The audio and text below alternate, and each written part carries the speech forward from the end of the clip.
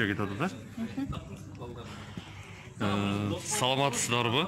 Азыр биз Стамбул аэропортунда саат 3-те Кыргызстанга уча турган Turkish Airlines учагын күтүү залында бардык кыргыз мекендаштар олтурат.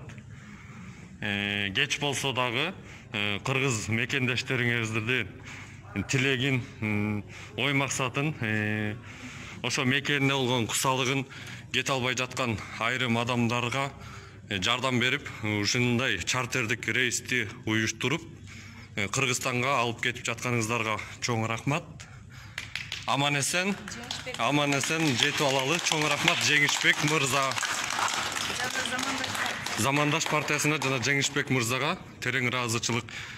Аман эсен жетип алалы мамлекетибизге, өзүбүздүн өлкөбүзгө. Чоң рахмат.